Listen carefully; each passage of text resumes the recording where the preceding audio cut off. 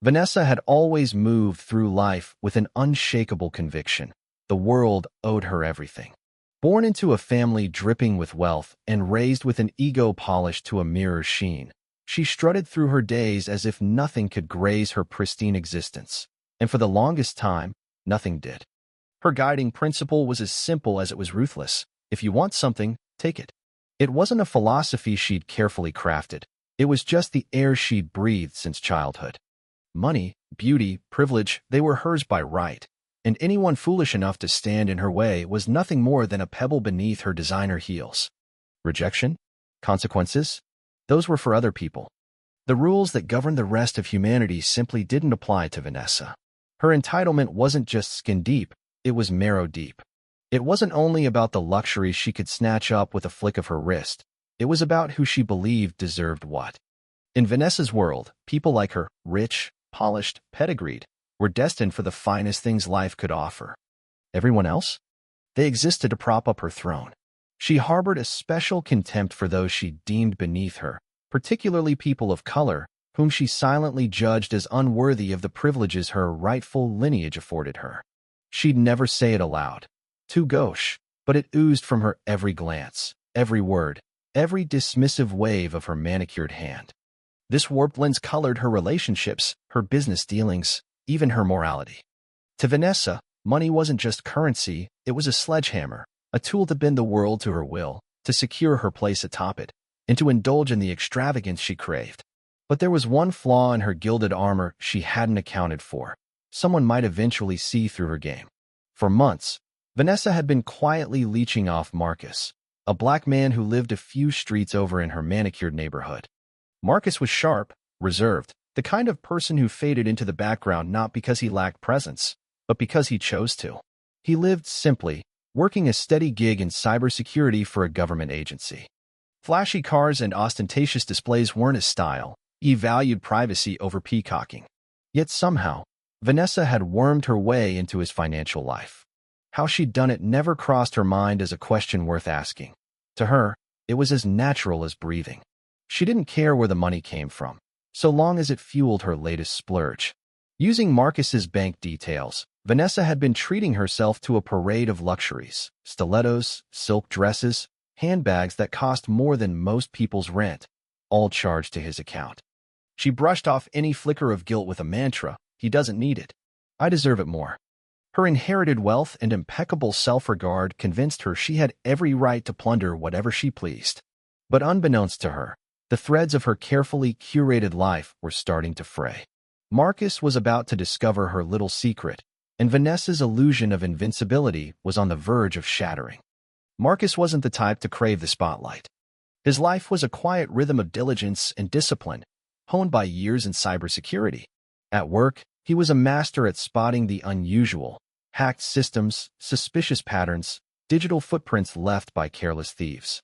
Outside of that, he kept his world small and guarded. His finances? Locked tight, or so he thought. Then one day, a ripple disrupted his calm. It started with an email, a bland, automated alert about a hefty purchase at a boutique downtown. Marcus hadn't bought anything there. He squinted at the screen, chalking it up to a glitch. Banks messed up sometimes, right? But the next day, another alert pinged his inbox, this time from a shoe store dripping with exclusivity. Then another, and another. Luxury goods, big totals, all transactions he hadn't made. The numbers weren't pocket change. They were the kind of sums that could get a year's savings. Marcus leaned back in his chair, his analytical mind humming. This wasn't a glitch. This was theft. He logged into his accounts, and the evidence rolled out like a red carpet. Unauthorized charges piling up across online stores. Credit cards he hadn't touched suddenly active. Someone had his details, and they weren't shy about using them. His pulse quickened, but his training kept him steady. Who could have done this? He didn't flaunt his money or share his passwords. He wasn't careless. Yet as he sifted through the wreckage, a name floated to the surface: Vanessa. She was the neighborhood's resident queen bee, always draped in the latest labels, her arms perpetually weighed down by shopping bags. Marcus had never thought much of her, just a polite nod here and there. But now, the pieces clicked. The timing, the extravagance, the proximity. It had to be her. He didn't jump to conclusions. He dug deeper. With his cybersecurity toolkit, he traced the purchases. Order confirmations, shipping addresses, digital receipts. They all pointed straight to Vanessa. She'd been funding her lavish life with his money, treating his account like her personal ATM. Rage simmered beneath his calm exterior, but Marcus didn't let it take the wheel. He had the skills to end this, and he'd do it his way. First step, he froze his accounts. The transaction screeched to a halt, cutting off Vanessa's spree mid-stride. But he wasn't done. This wasn't just fraud, it was personal. And Vanessa was about to learn that stealing from him came with a price tag she couldn't afford. Vanessa's world was a bubble of bliss until it wasn't. She'd spent the week reveling in her latest haul. Dresses that hugged her figure just right, shoes that screamed status, accessories that glittered like her ego. She deserved it all, she told herself. Hard work, or at least the appearance of it, justified everything. Then came the first crack, a declined card. She blinked at the cashier, irritation flaring. Run it again, she snapped, assuming incompetence. Same result. She tried another store, same story. By the third rejection, her stomach twisted. This wasn't a glitch. Something was wrong. She called her bank, her tone sharp enough to cut glass. But the robotic voice on the line offered no clarity, and the human she finally reached was maddeningly vague. Issues with the account, they said. Vanessa's mind raced. Who could have messed with her money? Then it hit her. Marcus. That quiet nobody down the street. She'd assumed he'd never noticed the trickle she'd siphoned from his accounts. Small potatoes to her, insignificant to a man like him. But now, with every purchase blocked, she realized he might have been watching all along. Fury propelled her to his doorstep. She didn't knock. She stormed into his yard, heels clicking like gunfire, and pounded on his door. Marcus opened it, his face a mask of calm that only stoked her rage. "What the hell did you do to my account?" she bellowed, her voice thick with indignation. "You've ruined me. I can't buy a damn thing because of you." She stood there, chest heaving, utterly convinced he was the villain in her story, blind to the irony that her own greed had orchestrated this moment. Marcus didn't flinch. "I didn't touch your account," he said, his voice smooth as steel. "But I've been tracking yours. Every purchase, Vanessa. Months of it." Her eyes widened, but her bravado held firm. "What are you babbling about?" she shot back. "You're just jealous I can have nice things and you can't. A guy like you doesn't need money like I do. I'm entitled to live how I want." The words spilled out, raw and ugly, her prejudice laid bare. Marcus let the insult hang in the air, unshaken. "You've been using my bank details," he said, his tone unwavering. "Dresses, shoes, bags, all on my dime. I work in cybersecurity, Vanessa. I track fraud for a living. I've got every receipt, every timestamp." Her face went slack, color draining as the truth slammed into her. She'd been caught. "You can't prove that," she stammered, grasping at denial. But Marcus was ready. He held up his phone, a damning ledger of her spree glowing on the screen. Her knees buckled, but her pride wouldn't bend. "I don't know what you're talking about," she blurted, playing dumb even as the evidence stared her down. Vanessa's mind spun like a top. This couldn't be real. Moments ago, she'd been untouchable, reveling in her curated perfection.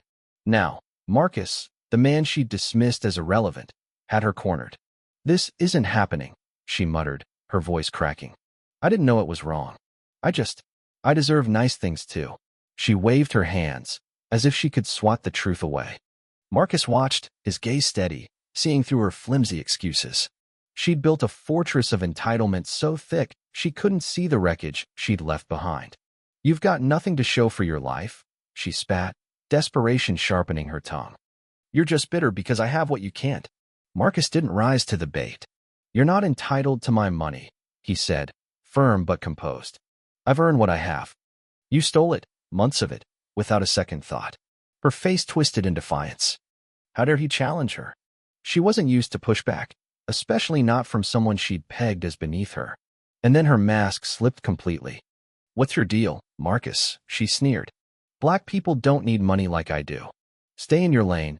You don't deserve what I do." The word stung, but Marcus didn't waver. He'd heard worse, and he knew her venom came from a lifetime of unchecked privilege. "You think you're owed better because you were born into it," he said, his voice cutting through her bluster.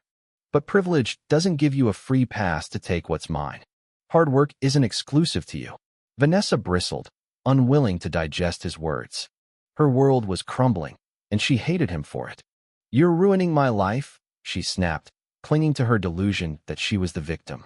But Marcus wasn't playing her game. He'd already called the cavalry. As she ranted, he'd texted his contacts at the police department, his evidence, bank logs, receipts, timelines, ready to bury her. Sirens wailed in the distance, unnoticed by Vanessa in her self-righteous tirade.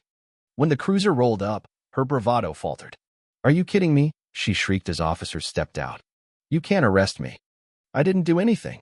Her protests echoed, but the cops weren't swayed. "Vanessa Reynolds, you're under arrest for identity theft, fraud, and racial harassment," one said, cuffs gleaming in the sunlight. Her world tilted. Handcuffed and marched to the car, Vanessa's mind reeled. She'd always seen herself as untouchable, a queen above reproach. Now, Marcus, the man she'd mocked, had toppled her throne. In the back seat, reality sank in. She'd stolen from him, exposed her bigotry, and there was no talking her way out. For the first time, she felt the weight of her choices. No privilege could shield her now. The aftermath.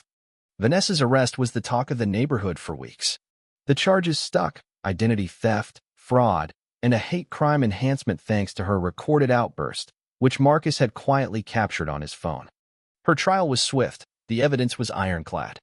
She was sentenced to 5 years, her wealth and status useless against the law's hammer. Her family tried to spin it, hiring PR firms to paint her as misunderstood, but the public saw through the veneer. Her empire of entitlement collapsed, leaving her a cautionary tale whispered over coffee cups and cocktails. Marcus didn't gloat. He went back to his quiet life, his accounts restored, his peace intact.